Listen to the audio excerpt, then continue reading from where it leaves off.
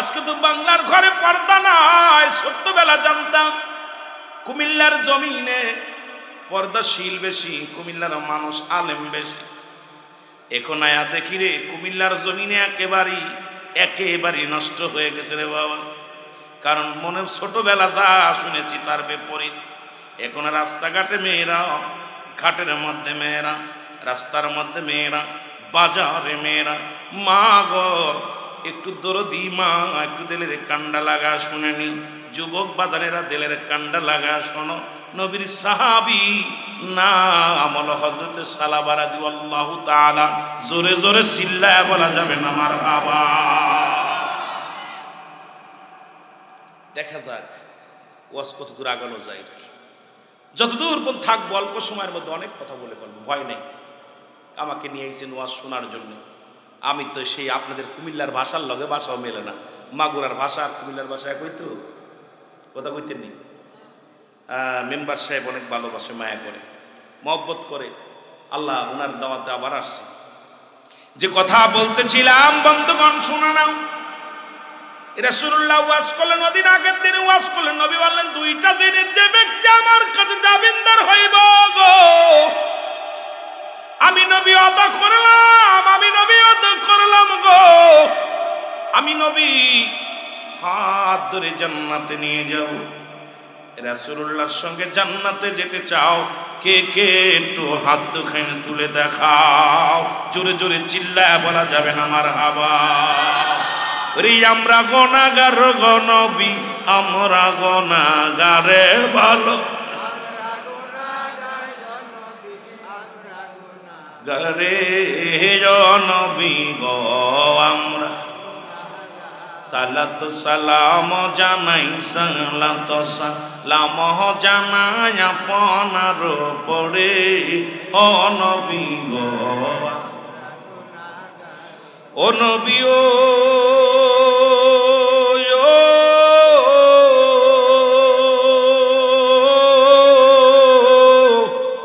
এই গোবিন্দপুরের আশেকেরা হইয়া দেওয়ানা,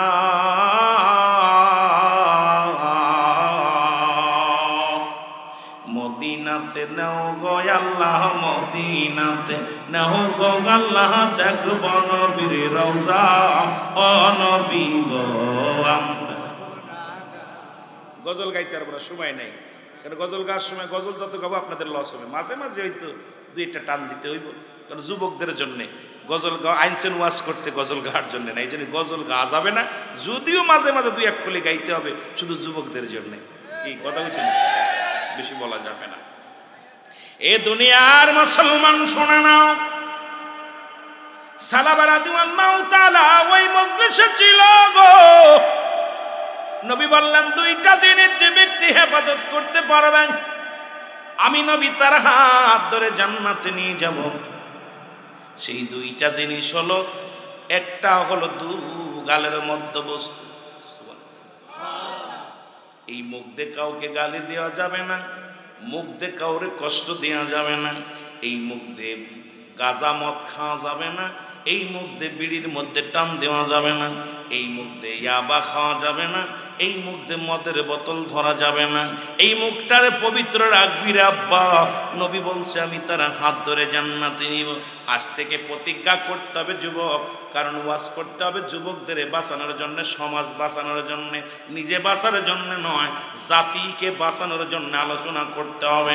মুসলমান যদি একটা যুবক বাঁচতে পারে সমাজের মধ্যে, একটা যুবক যদি ফিরে আসে গো ও যুবক, তাহলে আল্লাহর দরবারে আমি আল্লাহর দরবারে জবাব দিতে পারবো।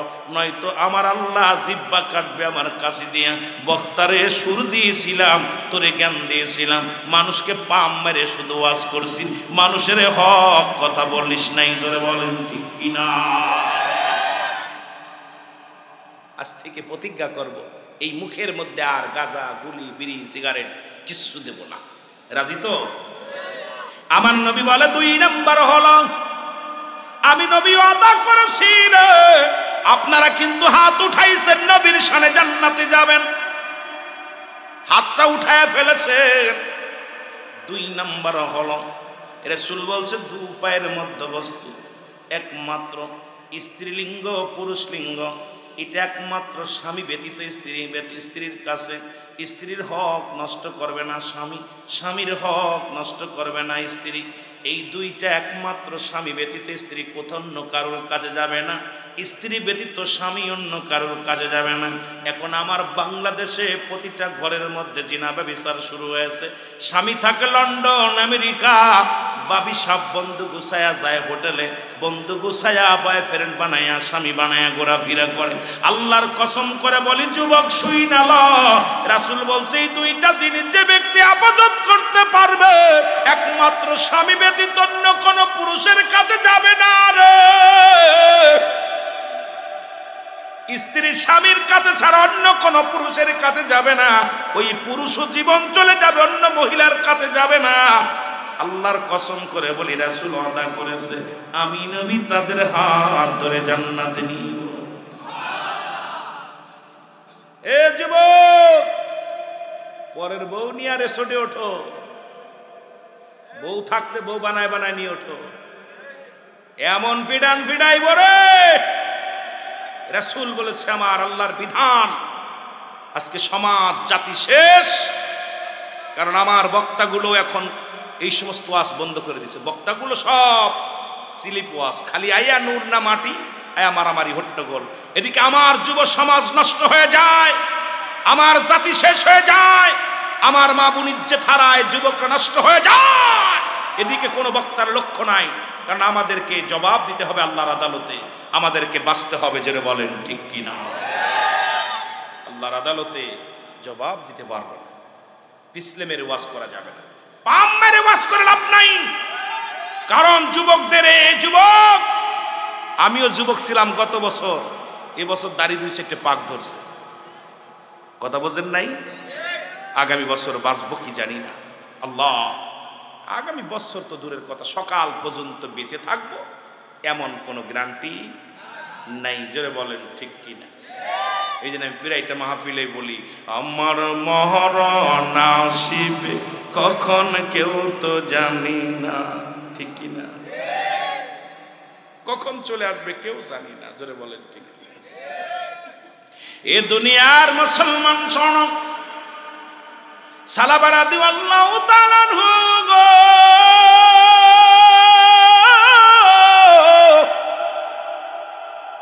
উনি রাসূলুল্লাহর কদম থেকে আসতেছিল, রাস্তা দিয়ে যায়, হঠাৎ দেখে ওই এক বাড়ির সামনে দিয়ে যাইতেছিল, বাড়ির পর্দার কাপড় সরে গেছে, আর একটা মহিলা গোসল করা অবস্থা ছিল।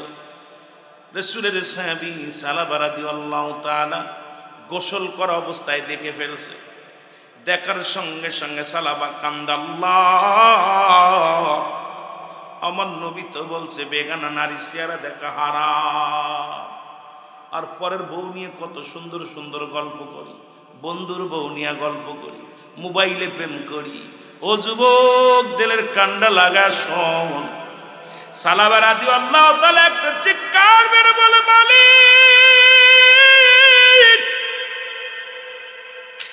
আমি তো জালেমদের অন্তর্ভুক্ত হয়ে গেছি গো আল্লাহ। আমি যে বেগানা গাড়ির নারীর গোসল করা দেখে ফেললাম। আজকে নারী পর্দা নাই গোসল করে, মুসলমান বিলে খালে বিলে ঘাটে, একটা বাড়ির পর্দা নাই রে যুবক।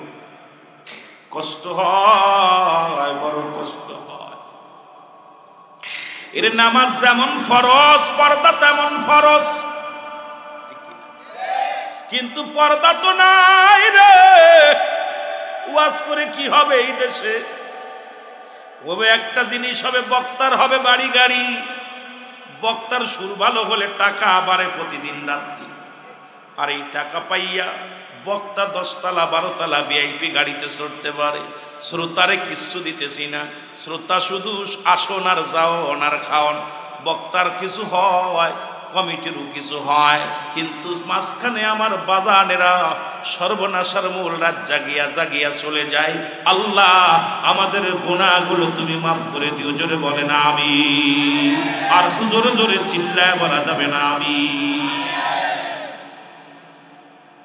নবীর সাহাবী বয়া গেছে মাটির মধ্যে, আল্লাহ আমার এই কথা যদি নবী জেনে যায় যে আমি বেগানা নারী দেখে ফেলেছি রে। আহা, নবী সাহাবীদের আদর্শ, যদি নবী জেনে যায় যে আমি বেগানা নারী দেখে ফেলেছি, যদি আল্লাহ রাব্বুল আলামিন জিবরিলকে দিয়া জানা খবর দিয়ে দেয় আমার নবীরে, আমি কেমনে মুখ দেখাবো? আমি তো একজন মুসলমান। হে মুসলমান, আমি তো একজন মুসলমান। আমি মুসলমান হয়ে একটা বেগানা নারী দেখে ফেললাম, আর আমার দেশের পীর সাহেবরা খাদেমের বউ দিয়া পা টিপা আছে না? রাগ করেন না, খাদেমের বউ খাওয়াইয়া দেয়, দেখি হুজুরের মাথায় তেল মেখে দেয়। আবার অনেক পীর সাহেব আছে, শুনলে আবার আমার রুহুল আমিন সাহেব আমাদের পাশে লাগলো কেন? আমি কারোর পিছে লাগি না, কারণ আপনার কারণে আজকে অনেক হক্কানি আলেম, হক্কানি পীরের দুর্নাম হয়। জোরে বলেন ঠিক কিনা? ভণ্ডদের কারণে।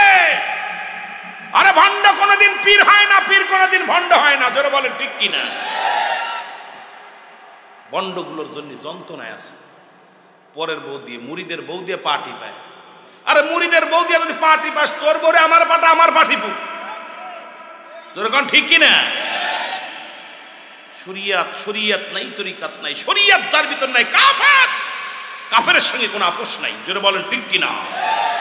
শরিয়াত ছেড়ে দিলে সে কাফের, কাফের, কাফের। কাফেরের সঙ্গে কোনো সম্পর্ক কোনো মুমিনের থাকতে পারে না। জোরে বলেন ঠিক কিনা? কষ্ট হচ্ছে আপনাদের? আমিও পীর মুরিদি করি, ভয় নাই। আমি পীরের বিরুদ্ধে করি না, কিন্তু আমি ওই ভণ্ডদের পক্ষে নাই। জোরে বলেন ঠিক কিনা? আমিও পীর মুরিদি করি। যে পীরের নামাজ নাই, যে পীরের গাঁজা টানে, যে পীরে বিড়ি খায়, বয়া বয়া মুরিদের কাছে বিড়ি হাজনা নেয়। কথা বলছেন? একদিন গেছি পীরের, আপনাদের ব্রাহ্মণবাড়ি আছে, নাম কইলে কষ্ট পাবেন, বয়া বয়া দিয়ে হুজুর বেনসন সিগারেট হাদিয়া নেয়। আমি কি এইটা যদি পীর হয় তাহলে ইবলিস কোথায় যাবে? আরে যদি পীর হয় তো ইবলিসের বাড়ি যাবে কই? এদের কিছু ভুলের কারণে আজকে আলেম জাতি কলুষিত, আর আমরা মৌলবীরা তাদের পা টিপি টাকার জন্য। দাওয়াত দিলেই দাওয়াত নেই, 50,000, 60,000, 80,000 দিয়ে দেয়।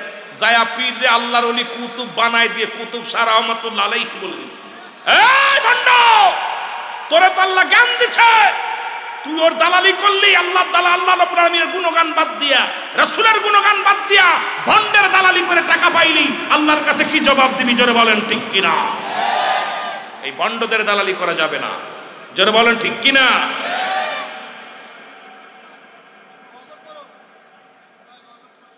আস্তে আস্তে, হাসির না, কষ্টের কথা এগুলো, কষ্ট, ভিতরে কষ্ট। কারণ আমি এমন একটা জামানায় বক্তা হয়েছি, আমি যদি জবান না খুলি আল্লাহর আদালতে জবাব দিতে পারবো না। সবাই নিরাপত্তা পালন করে, আমরা সব পিছলে মারতেছি। এগুলো আমাদেরকে আজকে হক্কানি আলেমদের কলুষিত, কলঙ্ক হচ্ছে। হক্কানি ওলি আল্লাহর কলঙ্কিত হচ্ছে। উলামা ইকরাম ওদের কাছে পকেটে বিক্রি হয়ে গেছে, আলেম উলামা বিক্রি হয়ে গেছি অর্থের কাছে। নবী বলছে বাল্লুয়া কিলাব, নবী বলছে দুনিয়াটা হলো পচা দুর্গন্ধ মরি। মানুষের চরিত্র হলো কুকুরের চরিত্র। কুকুর যেমন মরি পাইলে খুশি হয়, আর শেষ জামানার মানুষ সম্পদ পাইলে খুশি হবে। আমার 1 লাখ দিয়ে কিনে ফেলেছে, কথা বুঝেন না? 50,000 দিয়ে কিনে ফেলেছে, বেচা কিনা হচ্ছে। এগুলো আলেম যদি হয়ে বিক্রি হয়ে যায়, মাথা বিক্রি করি। আমার জ্ঞান নাই কোনটা ভালো মন্দ, কোনটা বোঝার জন্যে। একটা পীরের ভিতরে 9টা গুণাগুণ থাকা লাগবে। সর্বনিম্ন শরিয়াতের গুণ তো থাকতেই হবে যদি কামেল হতে হয়। এখন শরিয়াত নাই, তরিকত নাই, মারেফাত নাই, হাকিকত নাই, এলমে হুজুরি নাই, এলমে হুসুলি নাই, শরিয়াতের জ্ঞান নাই। তারে বাবা বাবা কইয়া পাগল হইতেছি, তার পিছে কি আছে? যা আছে এগুলো। আর ওর কারণে আজকে তামাম পৃথিবীর হক্কানি আলেমদের, হক্কানি ওলামা ইকরাম, হক্কানি পীর সাহেব, পীর ওলিদের দুর্নাম করা হচ্ছে। জোরে বলেন ঠিক কিনা? ভাবতে হবে। আল্লাহ এত দাবি করা ছুট হয়ে ফেলবে না। আল্লাহ কয় ওলি কারা হয় জানেন? এই কোরআন শরীফে থাকলে আল্লাহ বলে সূরা ইউনূসের মধ্যে 11 নম্বর পারা 62 নম্বর আয়াত, আল্লাহ বলে আলা সাবধান, ইন্না নিশ্চয়, আল্লাহ ইন্না উলিয়াল্লাহি, আল্লাহর তরফ থেকে ওলি হয়। ওলি মানুষে বানায় না, বাপ দাদার তা ভাগাভাগি করে নিছো। পাইছো কি এগুলো? ওলি বানায় কে? এখন 3 বাপ বিটা 3টেই পীর, দলা পীর, কালা পীর, কটা পীর, দাদা পীর। এই ভণ্ড পীররা বাপ দাদার তা ভাগাভাগি করে নিয়া ভাগাভাগি করলে সেরি ভাগাভাগি করে, জমি জমা ভাগাভাগি করে, সবগুলো ভাগাভাগি করে নিয়ে শুরু করছি। জোরে বলেন ঠিক কিনা? আমার ভাইয়েরা, আমার বন্ধুরা, আমার গভীর মনোযোগ। যদিও শুনতে মনে হচ্ছে কড়া কথা বলতেছি, কষ্টে পড়ে বলতেছি, কারণ আমার মতো শত শত দালাল বাইর হয়ে গেছে, ইহুদিদের দালাল, খ্রিস্টানদের দালাল। এই দালালগুলো আলোচনার ময়দানে যাইয়া পাম মেরে মেরে আলোচনা করে পুরো জাতিটারই শেষ করে ফেলাইতেছি। জোরে বলেন ঠিক কিনা?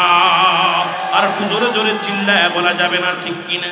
আল্লাহ কমিনান নাস, মানুষের মধ্যে মায়াগুলো তারা বলবে আমান্না, ঈমান আনছে বিল্লাহি, আল্লাহর প্রতি, অবিল আখিরাতের প্রতি বিশ্বাস স্থাপন করেছে। আমাহু বিমুমিনিন।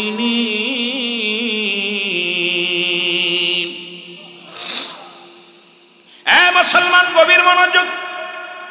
যে কথাগুলো দিলের কাণ্ডে লাগা শোনা, নাস শব্দের অর্থ মানুষ। ও যুবক, দিলের কাণ্ডা লাগা শোনো। সালাবা রাদিয়াল্লাহু তাআলা, আমি পিছে যাই আর একটা আলোচনা আগায় যাই। সালাবা রাদিয়াল্লাহু তাআলা চোখের পানি ছেড়ে কান্দার বলে, আল্লাহ, আমি নারী, বেগানা নারী দেখে ফেললাম মালিক।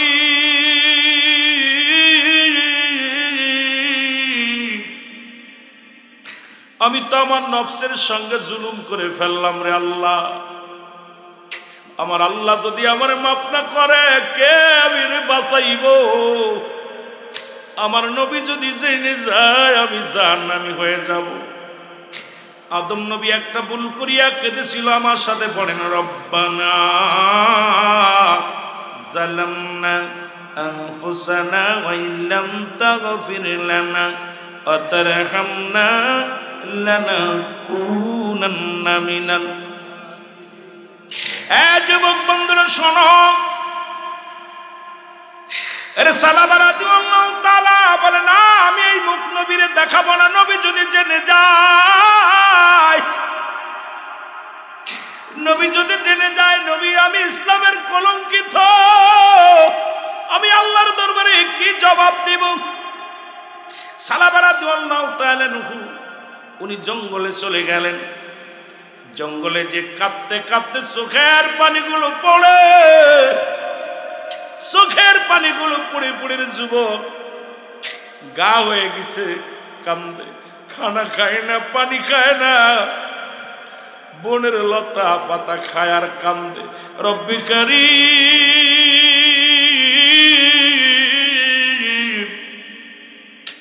আমি গুনাহগার, আমি পাপী, আমারে কি মাফ করবার রব্বি কারীম, আমার মতো পাপী রে তুমি কি ক্ষমা করবারে আল্লাহ।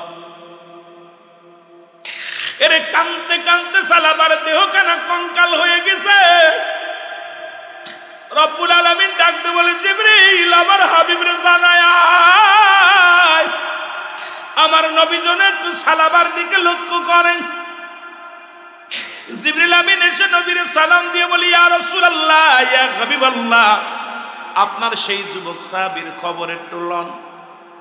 নবীজি সালাম ফিরে সাহাবীদেরকে নিয়ে নামাজ শেষ করিয়া রাসূলুল্লাহ ডাকতে বলে, আমার সাহাবীরা রে, আমার সালাবা কই? আমার সালাবারে তো আমি দেখি না। সাহাবীরা বলে, হুজুর, খবর নিতে হবে। নবীজি বলেন, খবর নাও, তাড়াতাড়ি খবর নাও। খবর নেওয়া হলো, খবর নেওয়া হলো, কেউ খবর বলতে পারে না। নবীজি বলেন, সাহাবীরা রে, আয়, তাড়াতাড়ি আয়, না জানি মক্কা মদিনার কাফেরেরা আমার সালাবারে মেরে ফেলেছে। আমার সালাবা বড় আশেক যুবক মানুষ, 5 ওয়াক্ত সালাত জামাত আদায় করত। আমার সালাবা একজন আদর্শবান, আমার সালাবা একজন নবী প্রেমিক সাহাবী রে, তার খবর নাও। নবীর সাহাবীরা বলে, হুজুর, কোথাও খবর পাইলাম না। নবী বললেন, শোনো, কোথায় রে আমার আবু বকর? আবু বকর হাজির হয়ে গেছে। কোথায় আমার উমর? উমরে ফারুক রাদিয়াল্লাহু তাআলা হাজির হয়ে গেছে। নবী কা উসমান গনি, উসমান গনি হাজির হয়ে গেছে। নবী কয়, সেনে কোথাও আলী, হযরত আলী রাদিয়াল্লাহু তাআলা হাজির হয়ে গেছেন। 4 জন সাহাবী হাজির হয়ে গেলেন। আমার নবী ডাকতে বলে, উমর রে, ওমর, ওমরে ফারুক রে, তুমি যাও হযরত আলীকে সঙ্গে করে নিয়ে যাও, পাহাড়ি অঞ্চলগুলো খবর নাও, না জানি আমার সালাবাকে হত্যা করে পাহাড়ে কোথায় রেখে দিছে। হযরত আবু বকর সিদ্দিক রাদিয়াল্লাহু তাআলা কে ডাকতে বলে, আবু বকর রে, দেরি করিস না, আরে আমার সালাবার খবর লো, যা যা হযরত উসমান গনি রাদিয়াল্লাহু তাআলা কে লয়া চল, পাহাড়ের অলিগুলির মধ্যে, এই মক্কা মদিনার অলিগলির মধ্যে ভালো করে খবর নাও আমার সালাবা কি জিন্দা না মারা গেছে। আমার ভাইয়েরা, আমার বন্ধুরা, যেমন আপনাদের এই মসজিদের ইমাম সাহেব মুসল্লিদের সঙ্গে একটা সম্পর্ক ভালো, নামাজ শেষ করার পর একদিন দুদিন তিন দিন যদি কোনো মুসল্লিকে না দেখে, ইমাম সাহেব সালাম ফিরে বলবে, ভাইজান অমুক কি মসজিদ অমুক মসজিদ সাহেব অমুক মুসল্লিরে তো দেখি না। এই জন্য নবী জামাতের গুরুত্ব দিচ্ছে। জামাতে নামাজ পড়লে মুসলমান, এই যে মিলন মেলা, নামাজে গেলে মুসল্লিদের সঙ্গে ইমাম সাহেবের একটা মিলন হয়ে যায়, দেখা হয়ে যায়, সাক্ষাৎ হয়ে যায়, পরস্পরের খবর নেওয়া যায়। জোরে বলেন ঠিক কিনা? আমার নবীর সাহাবীরা রওনা হয়ে গেল, কোথাও খুঁজে পায় না, সব জায়গা তন্ন তন্ন করে খুঁজলেন। হযরত ওমর ফারুক রাদিয়াল্লাহু তাআলা আনহু ডাকতে বলে, ভাই আলী রে, আমার নবীজি সালাবার জন্য বেকুল হয়ে আছে, কোথায় রে তারে পায় না জানি মক্কা মদিনা। আলী বলে, না চলো যাই, একটু ওই পাহাড়ি অঞ্চলে যাই। পাহাড়ি অঞ্চলে যা ডাকতে বলে, রাখালেরা রে, কোথায় রে রাখালিরা, কোথায় রাখালিরা? আমি নবীর সাহাবী হযরত ওমর ফারুক রাদিয়াল্লাহু তাআলা বলতেছি, আমি হযরত আলী রাদিয়াল্লাহু তাআলা বলতেছি, তোমরা কি খবর দিতে পারবা আমার সালাবার নবীর সাহাবী, যুবক সাহাবী, এই সাহাবীর খবর তোমরা জানোনি? রাসূলের সাহাবীরা বলতেছে, অমুক সাহাবীর খবর জানো। আমার ভাইরা, আমার বন্ধুরা, আমার ডাক দিয়ে রাখালিরা বলে, নবীর সাহাবী গো, আমরা তো সালাবারে চিনি না, আমরা তো সালাবারে চিনি না। তবে আজ কটা দিন হয়ে গেল, দেখি একজন যুবক সাহাবী, কান্দনগত ব্যক্তি, এমন লম্বা চওড়া, দেখতে শুনতে অনেক সুন্দর চেহারা, সকাল বেলা কানতে কানতে পাহাড়ে ওঠে, সন্ধ্যা লেগে গেলে কানতে কানতে পাহাড় থেকে নামে। ইতিহাস সাক্ষী দেয়, নবীজি যার নাম রাখছে কান্দনগত সাহাবী, সেই সাহাবীর নাম হলো সালাবা রাদিয়াল্লাহু তাআলা। অনেক সময় সাহাবীরা বলতেন কান্দনগত সাহাবী, শুধু কানতেন আর কানতেন গুনাহ মাফের জন্য। শুধু একটা ভুল করেছে, বেগানা নারীর চেহারা দেখে ফেলেছে। জোরে জোরে চিল্লায় বলা যাবে না আল্লাহু আকবার। আবার যুবক বন্ধুরা শোনো না, আল্লাহর নবী সাহাবীরা বলেন, রাখালিরা রে,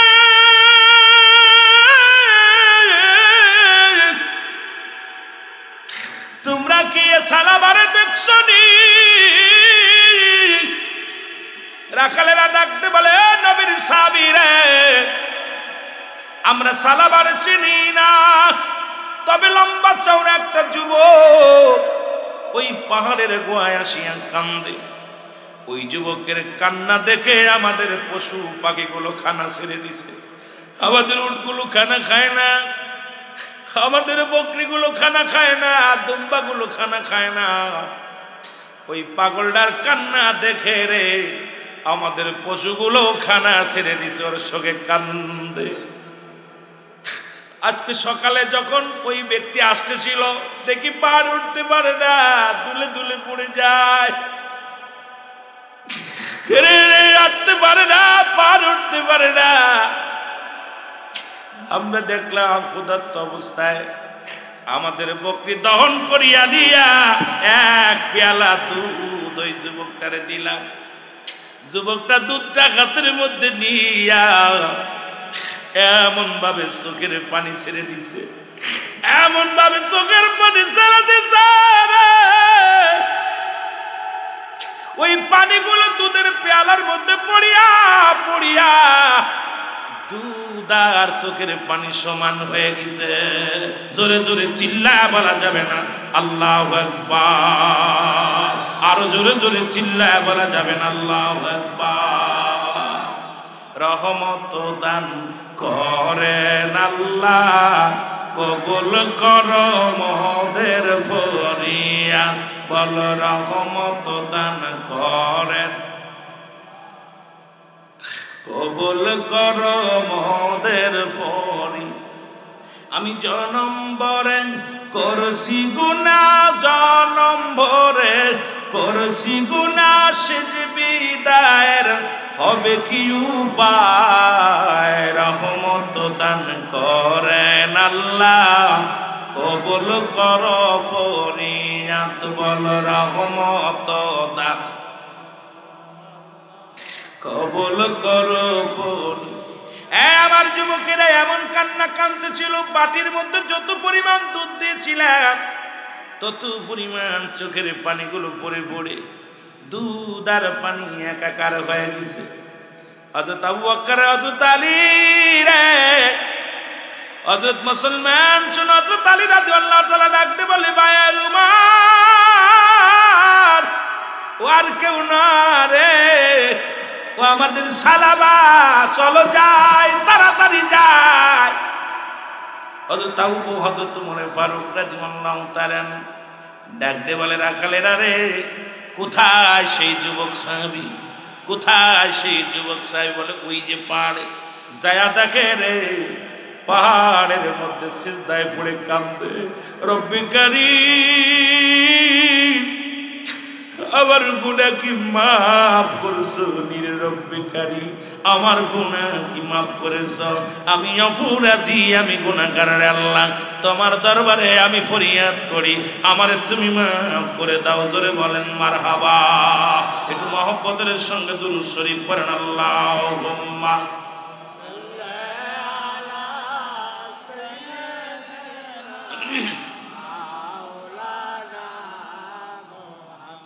আরো জোরে বলেন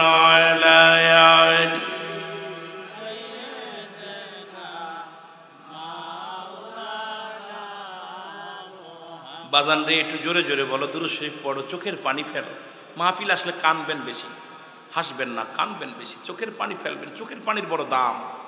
আশিকের চোখ দিয়ে যখন মাছের চোখের মধ্যে একটু পানি গড়ায় পড়বে, রব্বুল আলামিন ওই ব্যক্তির জাহান্নামের আগুন হারাম করে দিবে। জোরে বলেন না সুবহানাল্লাহ।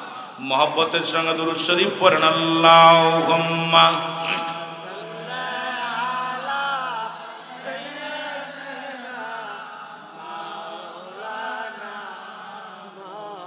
ওয়াদানি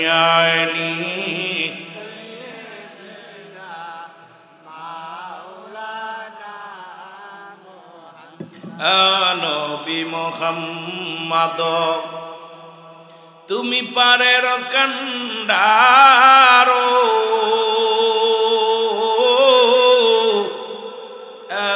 নবী মুহাম্মদ, একটু মহব্বতে বলেন, নবী মুহাম্মদ, তুমি পারের কান্ডারো,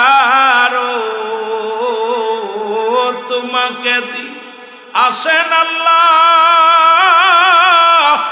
রহমতের ভারো, নবী মুহাম্মদ, জোরে জোরে বলেন, নবী মুহাম্মদ, তুমি পারের কান্ডারো, তোমাকে দি আসেন আল্লাহ রহমতের ভারো, নবী মুহাম্মদ, পাপী তাপিয়ে মিনতি শুধু আমরা করি গো, রথাসরে তরাই লয় আমি গুনাহগার গো। আল্লাহ রোজা সরে তরাইল নবী আমি গুনাহগার গো নবী মুহাম্মদ জোরে বলেন নবী মুহাম্মদ আপনি পারের কান্ডারো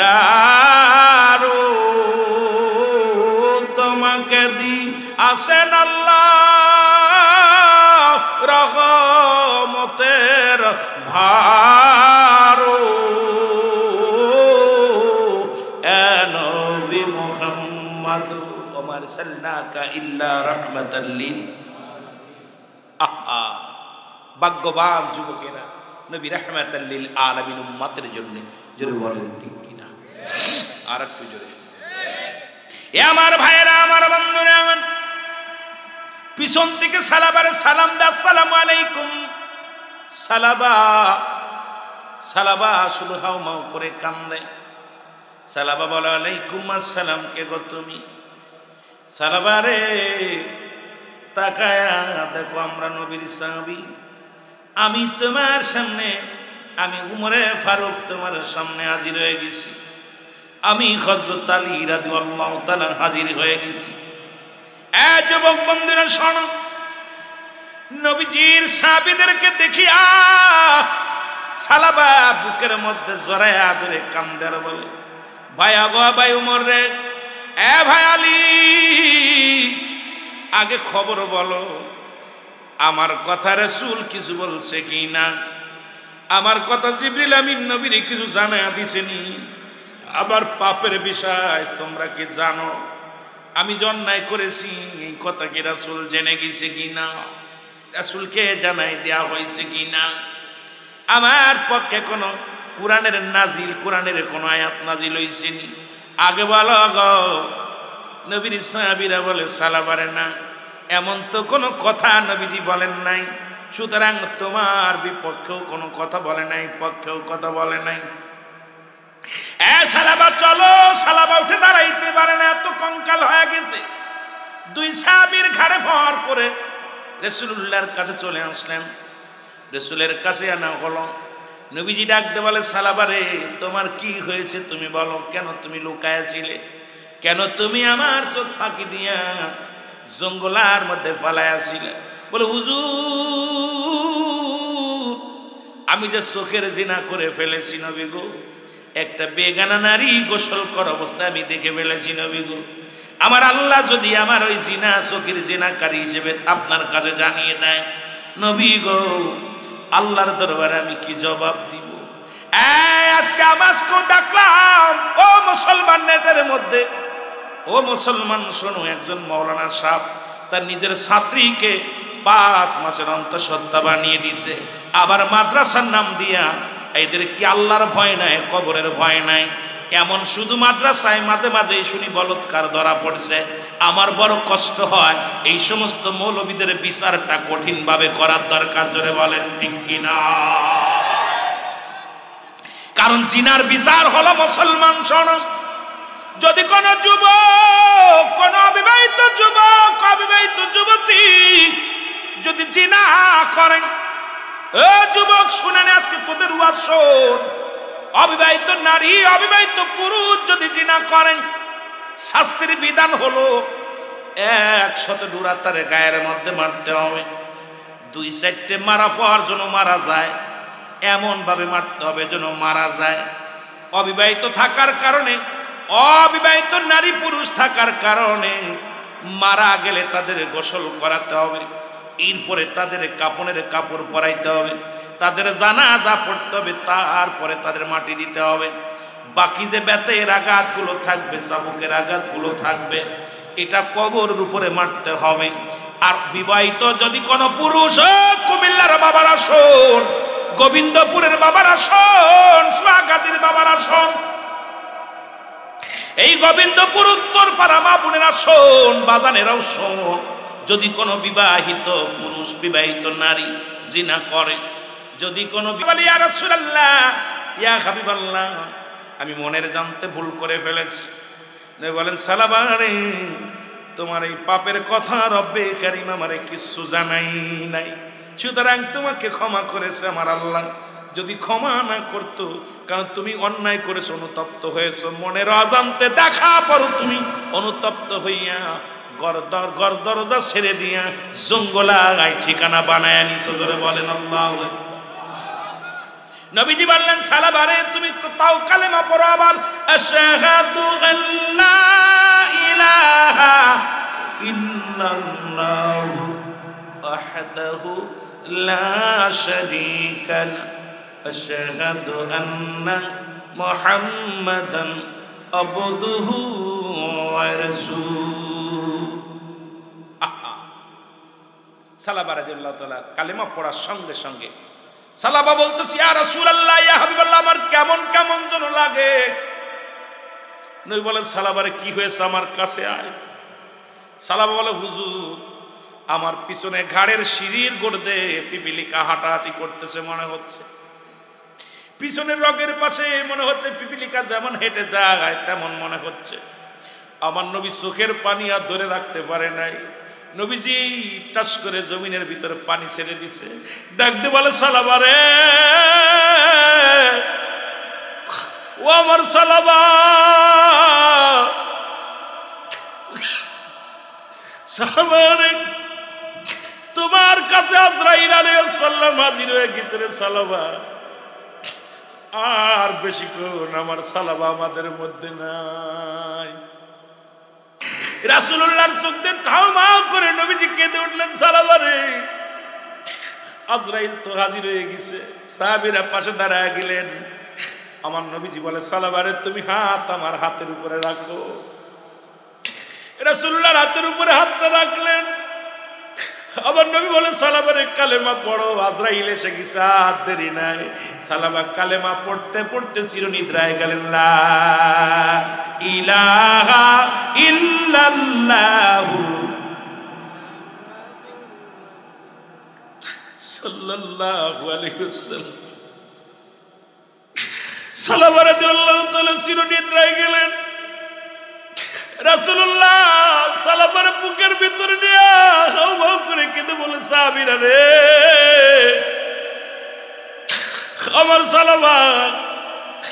আমার সালাবা বিদায় হয়ে গেল, তোমরা গোসল করাও, তাড়াতাড়ি গোসল করাও। সাহাবীরা গোসল করাইলেন, কাপড়ের কাপড় পরাইলেন। নবী বলেন আজকে সালাবার জন্য দোয়া, সালাবার জন্য জানাজার নামাজ আমি নবী পড়বো, তোমরা ফাঁকা ময়দানে নিয়ে যাও। এইরকম একটা ময়দানের ভিতরে নিয়ে যাওয়া হলো। সাহাবীরা 4 জন ধরে, এখন নবীজি নিজেই ধরতে বলছে, 4 জন লাশ নিয়ে সুন্নাত, জোরে বলেন সুবহানাল্লাহ। অনেকে মুসলমান বলে 4 জন ধরে। এই যে মুসলমান 40 কদম পা বাড়ানোর পর খাটিয়া বদলানো, এটাও সুন্নাত। রাসূল বলে গেলেন কেমনে কেমনে লাশগুলো নিতে হবে। রাসূল তো নিজেই বলে গেলেন, মুসলমান শুনে নাও, আমি ওদিকে যাব, মুসলমান লম্বা আলোচনা গেলে দেরি হয়ে যাবে। সালাবা রাদিয়াল্লাহু তাআলার গোসল করানো হলো, কাপন পরানো হলো জানাজার নামাজের জন্য। যখন নিয়ে যাওয়া হয়, রাসূলুল্লাহ আগে আগে হাঁটতেছিলেন, হঠাৎ করে নবী দাঁড়ায় গেলেন। হযরত ওমর ফারুক পিছনের দিকে তাকায় দেখে নবী পিছনে পড়ে গেছে। আল্লাহর নবীর ডাক দিয়ে, ইয়া রাসূলুল্লাহ, ইয়া হাবিবাল্লাহ, আপনি তো অনেক পিছে পড়ে গেছেন, তাড়াতাড়ি আসেন। নবী বলে, ওমর রে, আমি কেমনে আসবো, আমি তো পা রাখার জায়গা পাচ্ছি না, আমি পাটা রাখবো কোথায়? বলে, ইয়া রাসূলুল্লাহ, আমরা তো সীমিত মানুষ, যেমন আজকে ঈদগার ময়দানটা অনেক বড়, লোক তো সামান্য। নবীজি হযরত ওমর ফারুককে দেখতেছে সামান্য মানুষ। নবীজি বলেন, ওমর রে, আমি তো পা রাখার জায়গা পাচ্ছি না। এই পৃথিবীর মধ্যে ইতিপূর্বে এত ফেরেশতা নামে নাই, আসমান জমিনের ভিতরে লক্ষ লক্ষ ফেরেশতা আমার সালাবার জানাজার নামাজে হাজির হয়ে গেছে। জোরে বলেন সুবহানাল্লাহ। আর একটু জোরে বলো, এ যুবক,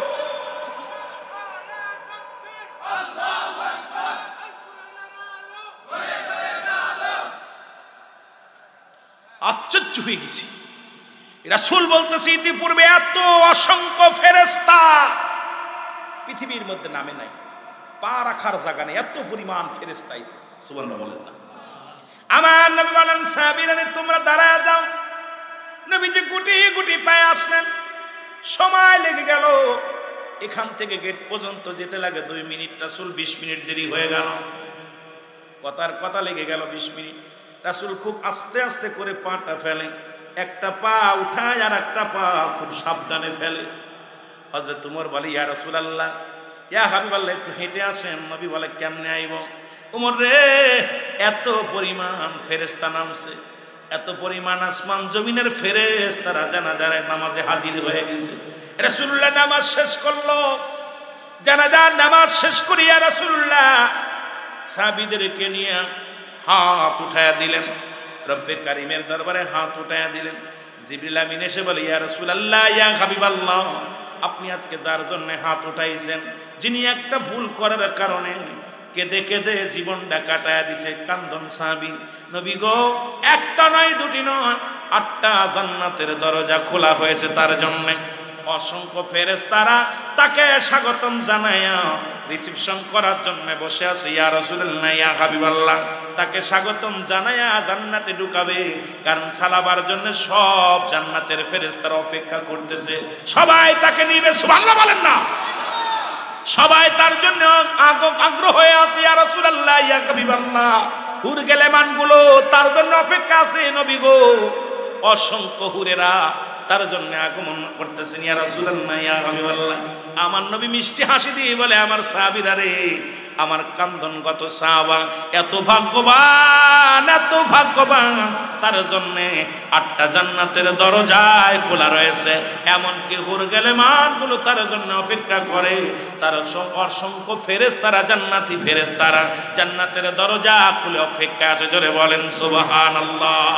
এ আমার যুবক ভাইয়েরা শুনে রাখো, এই জন্য বলি, যুবক বয়সে একবার আল্লাহ বলা, যুবক বয়সে একবার আল্লাহ বলা, আর বুড়ো বয়সে 1000 বার বলা সমান হবে না।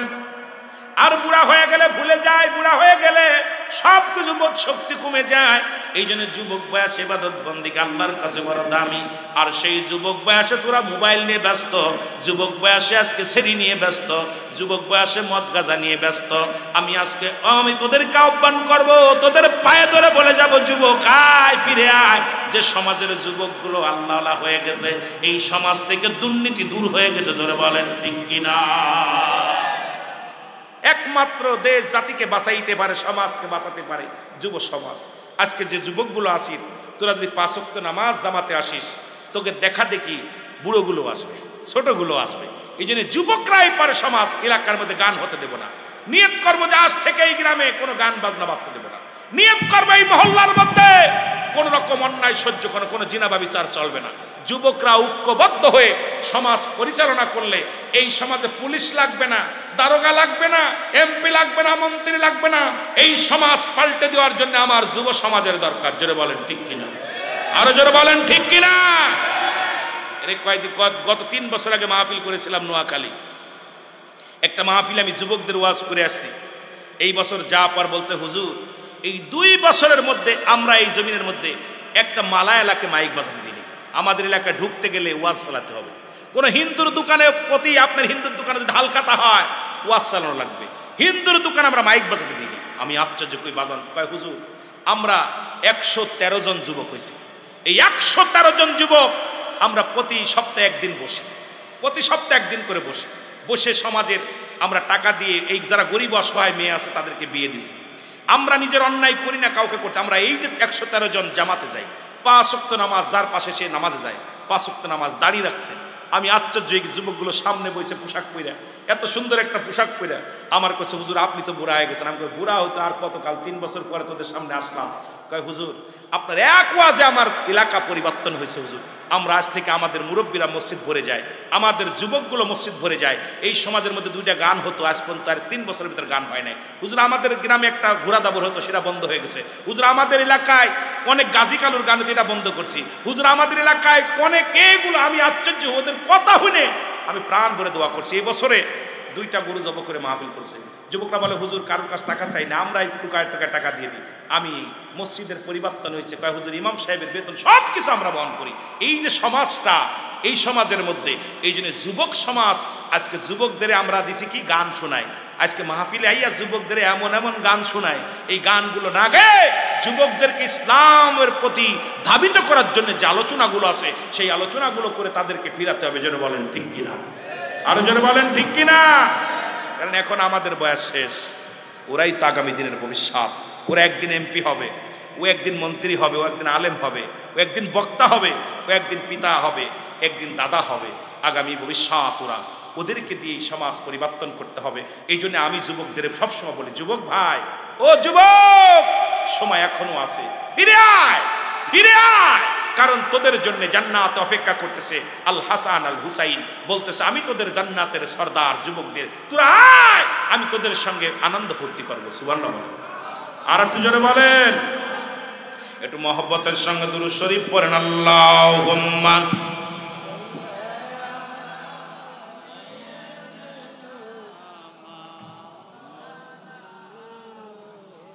কিরে ভাই, কষ্ট হচ্ছে? তাবারক আছে নি? তাবারক আছে? আল্লাহ তাবারকের আশায় সবাই বসে আছে। আল্লাহ, এইগুলো মানুষ তাবারকের জন্য মহব্বত করে বসে আছে, জান্নাতের আশায়। মহব্বতে বলেন আল্লাহুম্মা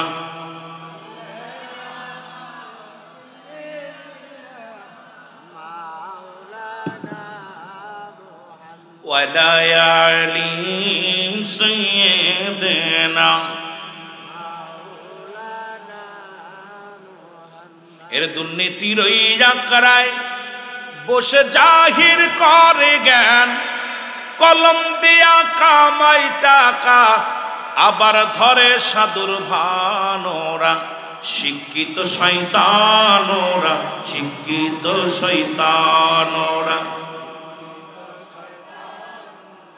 এই জোরে কর, ওরা শিক্ষিত শয়তানোরা।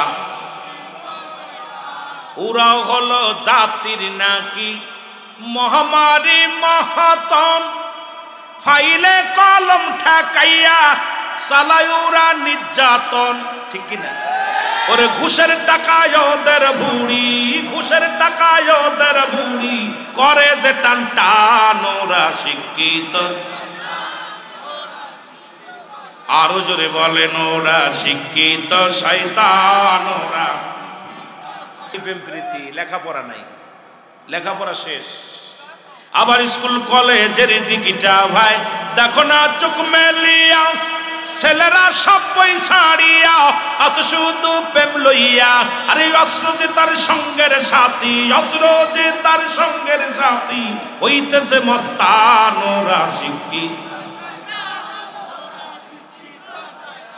এতদিন তাও বুঝতাম না, 5ই আগস্টের পরে বুঝলাম যে সন্তারাস হয়েছে যুবকরা। প্রতিটা বিশ্ববিদ্যালয়ে বইয়ের বদলি দেখলাম সব রামদা, ড্যাগার, পিস্তল, দোনালা। আই হায়, এ কি! আমরা বই টানতে টানতে কড়া ফেলে দিছি ঘাড়ে, আর আমার যুবকরা এখন অস্ত্র টানতে টানতে হাত ব্যথা হয়ে গেছে। জোরে বলেন ঠিক কিনা? এ যুবক, ফিরে আয়, ওগুলো বন্ধ কর। খাতা কলম, খাতা কলম, খাতা কলম। নামাজ, মা বাবার খেদমত, পরিবার পরিজনের দেখাশোনা কর। জোরে বলেন ঠিক কিনা? আমার ভাইয়েরা, আমার বন্ধুরা, আমার এ জীবন জীবন নয়, এমন একটা জীবন আসবে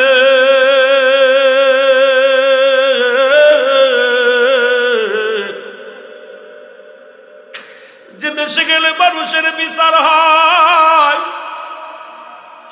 যে দেশে গেলে মানুষের বিচার হয়।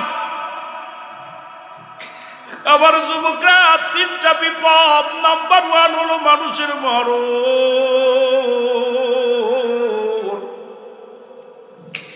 নাম্বার 2 হলো কবর, নাম্বার 3 হলো মুসলমান কিয়ামতের ময়দান।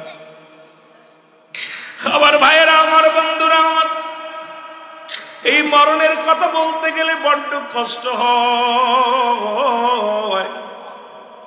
আল্লামা মুফতি আমজাদ আলী সাহেব একটা কিতাব লেখলেন, কিতাবের নাম বারে শরিয়াত। এই কিতাবের মধ্যে লিখতে যা বললেন, দুনিয়ার মানুষ শোনো,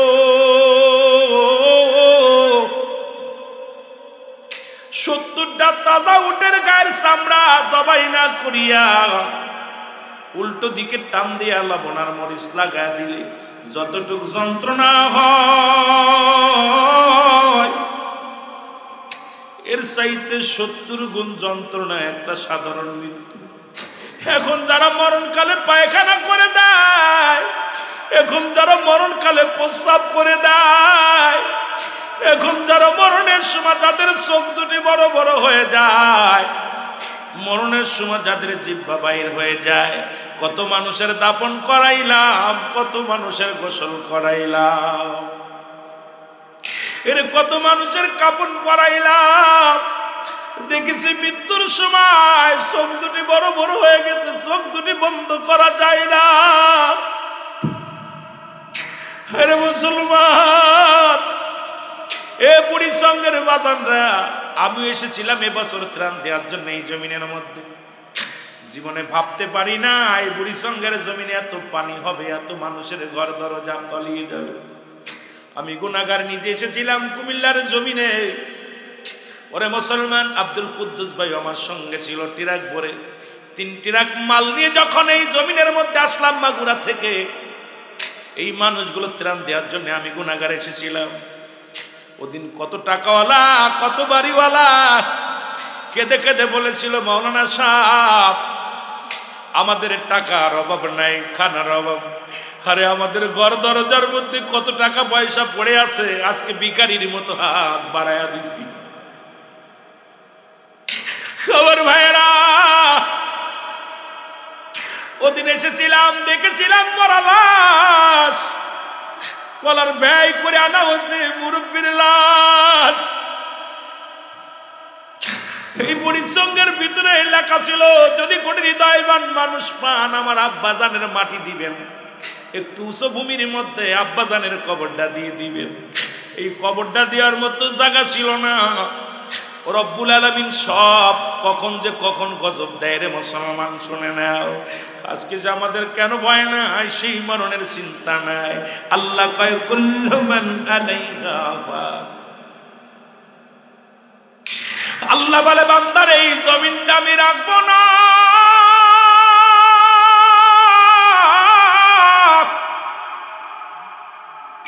এই জমিনের মধ্যে যত মাটি আছে মাটিগুলো পুরো আমি তামা বানায় দিব, এই জমিনের মধ্যে যত পানি আছে সমস্ত পানিগুলো পুরো আমি ছাই করে দিব। এ মুসলমান, এই সোহাগাতের জমিনে যত পানি এসেছিল কেউ ভাবতেও পারেন নাই বুড়িচঙ্গের জমিনে এত পানি আইব। এই পানিগুলো কোথায় গেল রে মুসলমান? এই পানিগুলো পুড়ে একদিন হয়ে যাবে ছাই, এই জমিনটা পুড়ে হয়ে যাবে তামারে মুসলমান।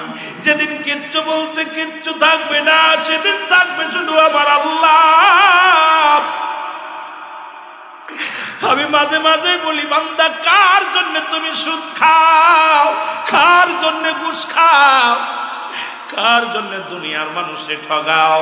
এই দুনিয়ার সম্পদের পার বানাইলাম, এই দুনিয়ার সম্পদ খাবে লোকে, তোমার দেহ খাবে পোকের মুসলমান। এমন দেহ বানাইলা এই বডিখানা পিপিলিকায় খাবে, এই বডিখানা পোকা মাকড়ে খেয়ে ফেলবে রে মুসলমান। আর তোমার এই সম্পদগুলো দুনিয়ার মানুষ লুট করে নিবে রে ভাই। এই জন্য সময় থাকতে নামাজ পড়ো, সময় থাকতে হজ করো, সময় থাকতে যাকাত দাও, সময় থাকতে মাওলার বিধান মানিয়া চলো।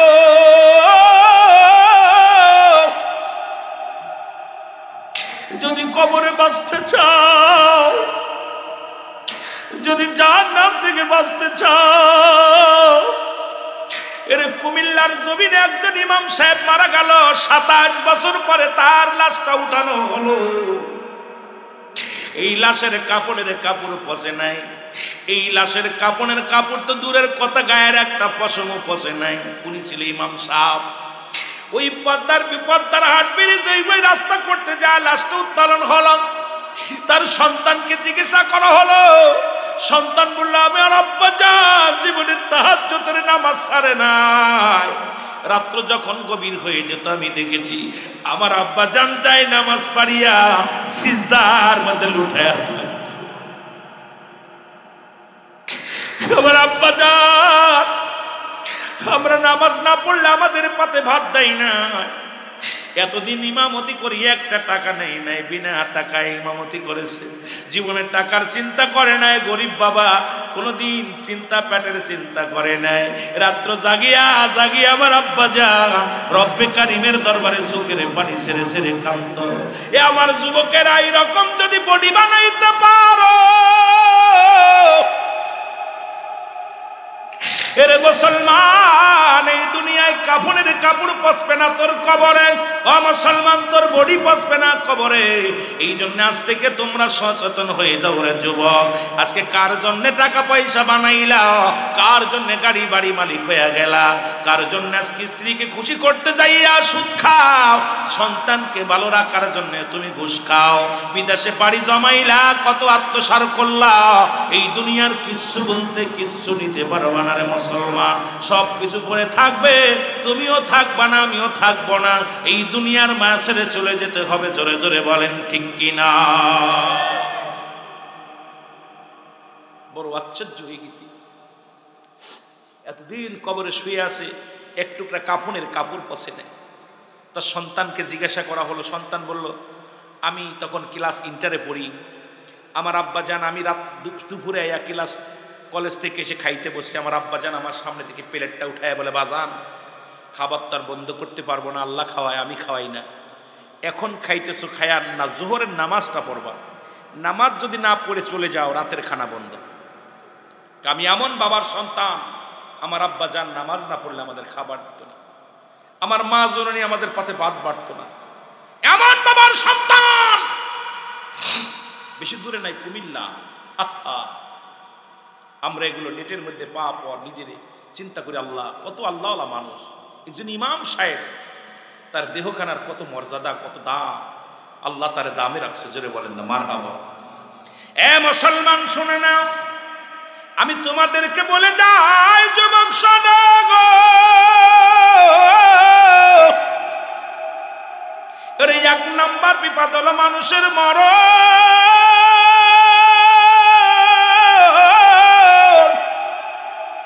ওই সহজ মৃত্যু যদি এত কঠিন হয়, তাহলে মরণের সময় যারা পায়খানা প্রস্রাব করে দেয়, কত মানুষের গোসল করাইলাম, ওরে গোসল করানোর সময় দেখেছি মুসলমান পায়খানা করে দিছে, প্রস্রাব করে দিছে, চোখ দুটি বন্ধ করা যায় না, জিহ্বাটা বড় হয়ে গেছে, ভিতরে আর দেওয়া যায় না, নাক মুখ দিয়ে রক্ত বাইর হয়, হাত পা বেঁকা হয়ে যায়। কত বাবার পাটা বেঁকা হয়ে গেছে, রশি দিয়ে বাঁধা হয়। আল্লাহ তুমি কেউ এমন মরণ আমাদের দিও না, ওই কষ্টের মরণ আমাদের দিও না। ইদ্রিস আলাইহিস সালাম জান্নাতের মধ্যে আছে, ইদ্রিস আলাইহিস সালামকে ডাক দিয়ে বলে, বন্ধু তুমি কেমন আছো? ইদ্রিস আলাইহিস সালাম ডাক দিয়ে বলে, রব্বি কারীম,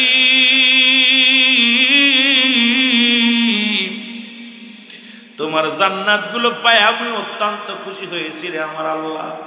ওই জান্নাতের মধ্যে বড় নিয়ামত আছে, তবে একটা কষ্ট গো, সেই কষ্টটা আমার মৃত্যুর সময় তোমার আজরাইল আমার সাথে ভালো ব্যবহার করে নাই, তোমার আজরাইল আমারে যন্ত্রণা দিছে, কষ্ট দিছে। আল্লাহ বলে, আজরাইল তাড়াতাড়ি যা। ইদ্রিস আলাইহিস সালামের কাছে আজরাইল চলে আসছে, সালাম দা, আসসালামু আলাইকুম নবী ইদ্রিস আলাইহিস সালাম। বলে, আজরাইল রে আগে বলো আমার রূহটা তুমি কেমনে বাইর করেছিলে? ওরে আজরাইল ডাকতে বলে, হুজুর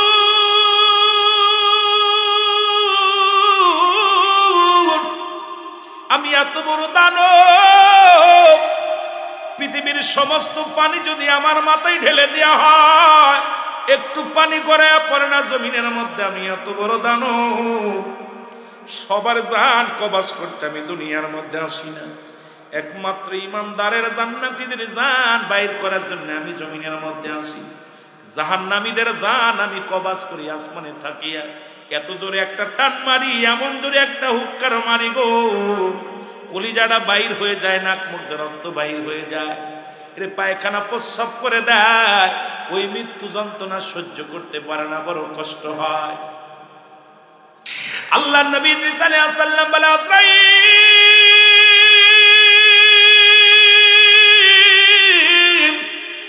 আগে বলো তুমি আমার রূহটা কেমনে বাইর করেছো?